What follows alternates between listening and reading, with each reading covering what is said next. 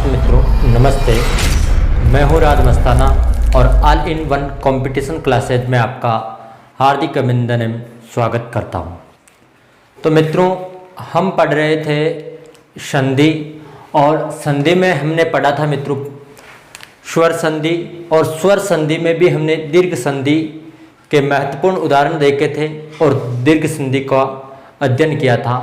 अब मित्रों स्वर संधि के ही अंतर्गत स्वर संधि का अगला भेद गुण संधि की ओर हम बढ़ते हैं। मित्रों हम बात करते हैं गुण संधि की। मित्रों गुण संधि में मैंने जब संधि के स्वर संधि के पांचों भेद बताए थे तब ये बताया था कि किस किस संधि में किस किस स्वर का निर्माण होता है या किस किस का निर्माण होता है।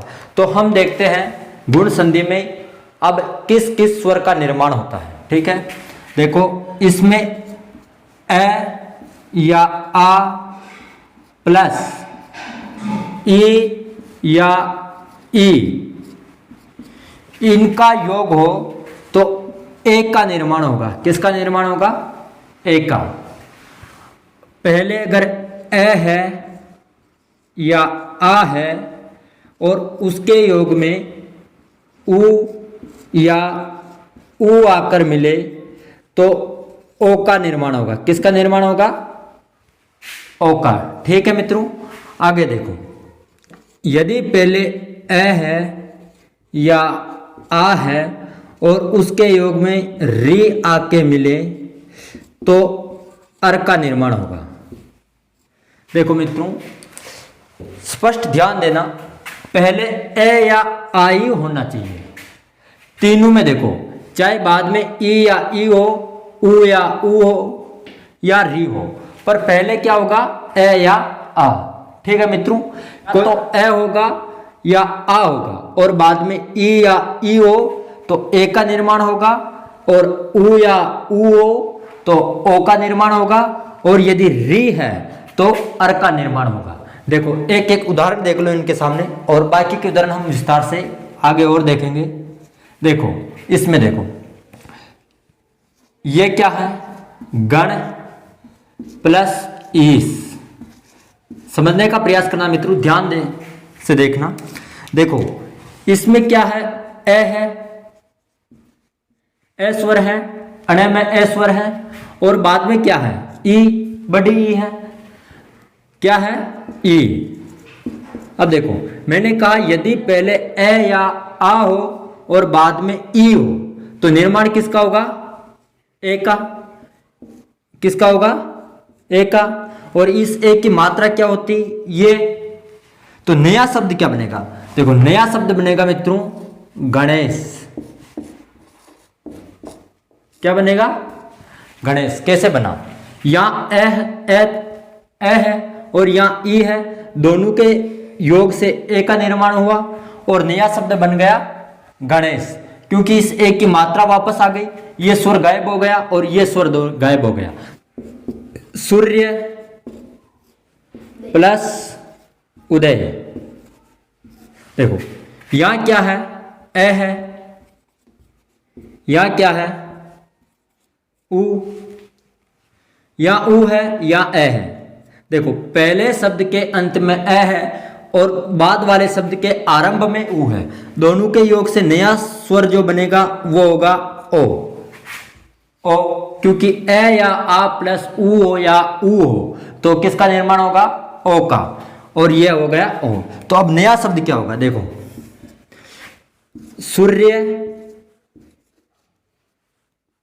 सूर्य था तो इस सूर्य में से ए तो गायब हो गया और अब इस ओ की मात्रा होगी। किसकी मात्रा आएगी? ओ की। और रे जैसा का जैसा आ जाएगा सूर्यो दय। समझ में आ गया? देखो ए स्वर था, ए गायब हो गया और ओ स्वर आ गया इसके साथ में और रे पहले था वैसा का वैसा वापस लिख दिया और अंत वाला शब्द दे और ये वापस लिख दिया, क्योंकि इस ओ और इस ऊ और इस ए ने मिलकर ओ बना लिया तो ओ की मात्रा आ गई। ठीक है मित्रों, आगे देखते हैं इसका उदाहरण। देखो एक उदाहरण देखते हैं रे का। देखो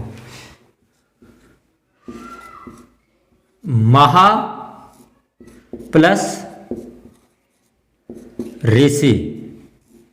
देखो यहाँ थोड़ा ध्यान देना मित्रों, ये थोड़ा समझ में आने में दिक्कत होगी। अगर ये समझ में आ गया तो आपको गुण संधि समझ में आ जाएगी। देखो ये क्या है, हा, इसमें स्वर कौन सा है, आ है।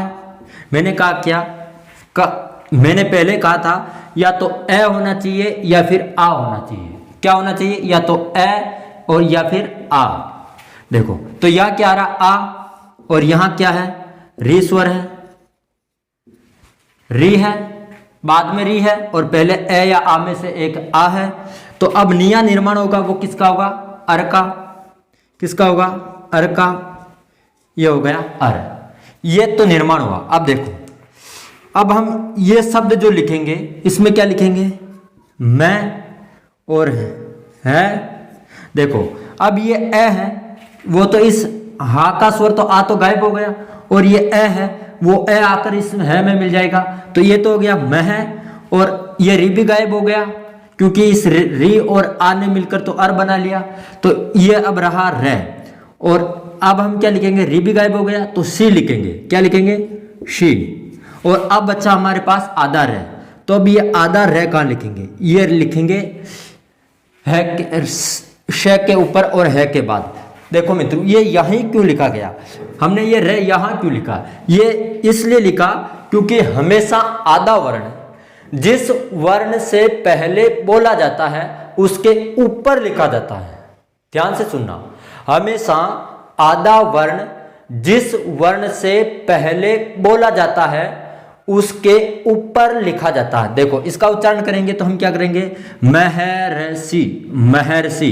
है के बाद में हम रे का उच्चारण कर रहे हैं और शी का अंत में कर रहे हैं। तो इस रे का उच्चारण जिस वर्ण से पहले कर रहे हैं यानी कि श से पहले कर रहे हैं तो उसके ऊपर लिख दिया हमने। किसके ऊपर लिख दिया, श के ऊपर। ठीक है मित्रों, समझ में आ गया होगा। अब हम देखते हैं इनका विस्तार से उदाहरण देखते हैं, 2-2, 4-4 महत्वपूर्ण उदाहरण देखेंगे। ठीक है मित्रों,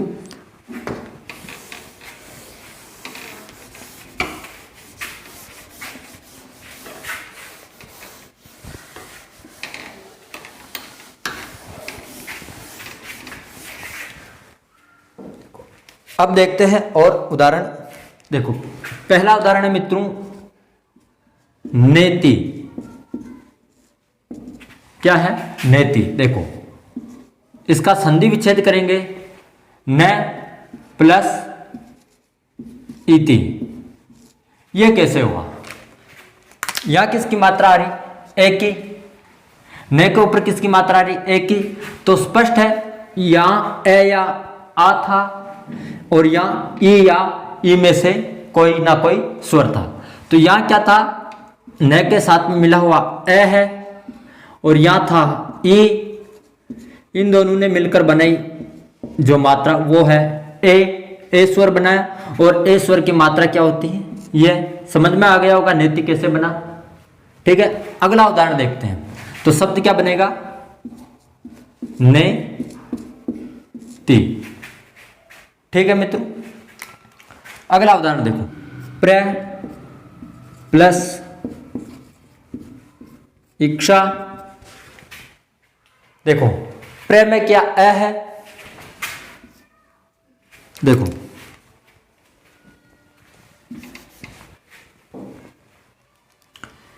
इस प्र में ए है, अंत में ए स्वर आ रहा है, और ये क्या है, ई। दोनों मिलकर क्या बनाएंगे, ए। तो नया शब्द क्या होगा, देखो प्र लिख लिया। अब इसमें ए तो गायब हो गया और नया स्वर आएगा ए, औरक्षा ऐसे के ऐसे ही। क्या शब्द बना, प्रेक्षा। क्योंकि ई गायब हो गया, ए गायब हो गया,क्षा लिखा और नया स्वर लिख दिया ए। बहुत आसान है मित्रों, ध्यान से समझने का प्रयास करें। तो अगला उदाहरण देखते हैं मित्रों में। देखो मिथिला, मिथिला प्लस मिथिला प्लस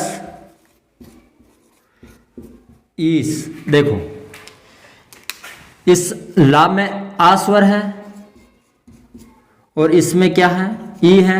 दोनों मिलकर ए स्वर बनाएंगे और नया शब्द बन जाएगा मित्रों मिथिलेश। मिथिलेश यानी मिथिला के ईश। ठीक है मित्रों, और उदाहरण देखते हैं। इधर देख लेते हैं एक दो उदाहरण। देखो, जल प्लस ऊर्मी, जल में ए है, देखो ले के अंदर अंत में ए आ रहा और इधर क्या आ गया ऊ, दोनों नया स्वर बनाएंगे वो होगा ओ। नया स्वर देखो ए और ऊ के योग से क्या बनता है ओ, नया स्वर हो गया ओ। तो अब क्या होगा जलो में, जलोर्मी, क्या हो गया जलोर्मी। नया उदाहरण क्या बनेगा, सॉरी शब्द क्या बनेगा जलोर्मी। देखो ले ए और ऊ ने तो ओ बना लिया, तो ओ की मात्रा आ गई और रमी यानी कि रमी ऐसा का ऐसा आ गया। ठीक है मित्रों, अगला देखो गंगा प्लस ऊर्मी। देखो गंगा में अंत में आ स्वर आ रहा है और आरंभ में ऊ स्वर है, दोनों मिलकर नया स्वर बनाएंगे वो होगा ओ। क्या होगा ओ। तो नया शब्द क्या बनेगा गंगोर्मी, गंगोरमी। समझ में आया होगा कैसे बने। देखो गाग में आ था और ऊर्मी में ऊ था, दोनों ने मिलकर ओ बना लिया और ओ की मात्रा गए के ऊपर आ गई और रमी जो बचा था वह ऐसा का ऐसा हमने वापस लिख दिया। ठीक है मित्रों, देखो अगला उदाहरण देखो मित्रों, प्र प्लस उन्नति। प्र में ए है और यहाँ ऊ है, दोनों मिलकर नया स्वर बनाएंगे तो ओ होगा। अब प्र में से प्र के ऊपर मात्रा किसकी लगानी ओ की, यानी कि स्वर ओ होगा प्रोन्नति। ठीक है मित्रों, और देखते हैं मित्रों अगला उदाहरण। अगला उदाहरण है मित्रों प्रोज्वल। प्रोज्वल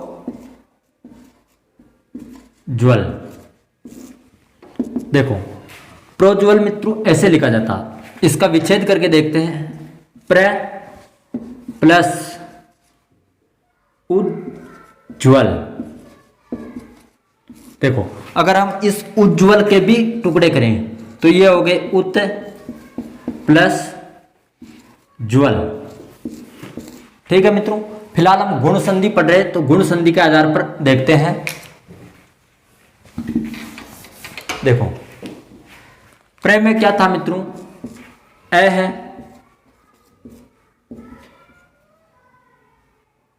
प्र में क्या है मित्रों ए है और यहां क्या है ऊ है, दोनों मिलकर ओ बना रहे। क्या बना रहे ओ, ओ की मात्रा आ गई। ठीक है, और दो बार जय था, दो बार जय लिख लिया और वल वैसे के वैसे लिखे। मित्रों हम इस प्रोज्वल शब्द को ज्यादातर ऐसे लिख देते हैं प्रोज्वल, जो क्या है गलत है, क्योंकि मैंने अभी टुकड़े करके बताए जिसमें गुण संधि होगी प्र प्लस उत प्लस ज्वल। देखो ज्वल मूल है, देखो ज्वल में ज आधा है तो ये उत जो ते का जय हो रहा उसका भी आधा जय होगा, तो कैसे होगा प्रो ज्वल। ठीक है मित्रों, ध्यान रखना थोड़ा। प्रोज्वल बहुत सी बार शुद्ध अशुद्ध शब्दों में पूछा जाता है।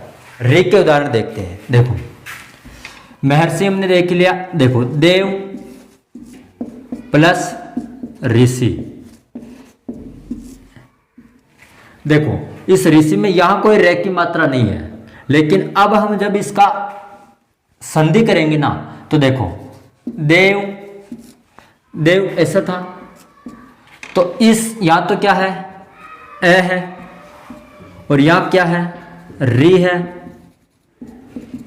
दोनों मिलकर क्या नया स्वर जो नया बनेगा, दोनों मिलकर क्या बनाएंगे, दोनों मिलकर बनाएंगे अर।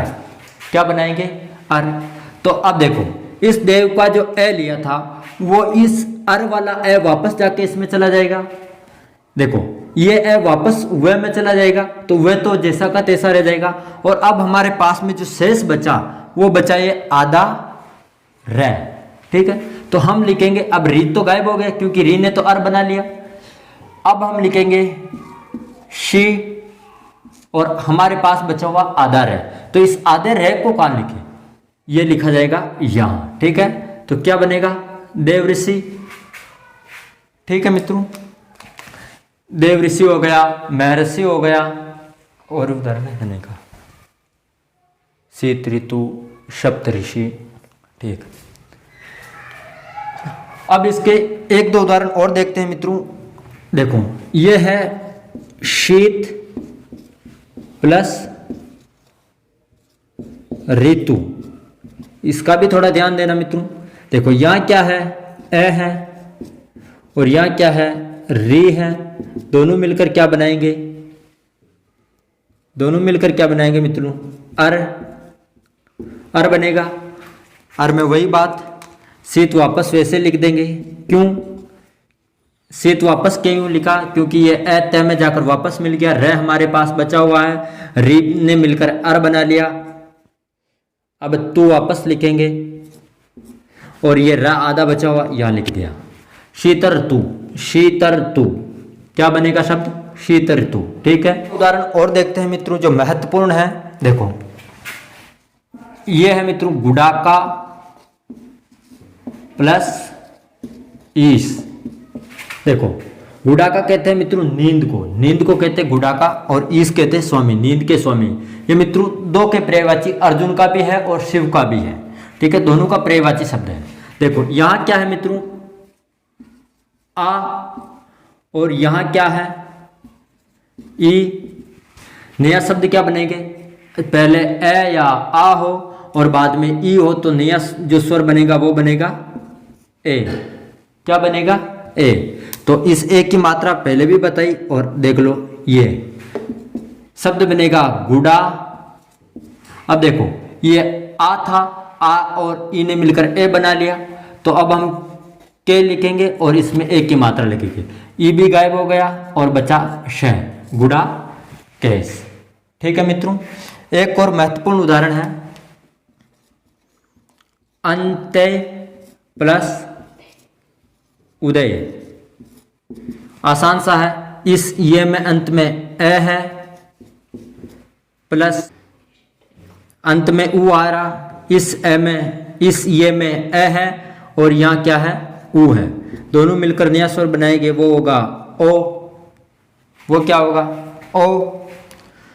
और अब नया शब्द बनेगा, वो होगा अंत्योदय, क्योंकि इस ये से मित्रों, इस ये से एक की मात्रा गायब होकर किसकी लग जाएगी, ओ की। ठीक है मित्रों, अब एक और महत्वपूर्ण उदाहरण हम देखते हैं, यथेष्ट। यथेष्ट देखो मित्रों, इसका ज्यादातर संधि विच्छेद पूछा जाएगा।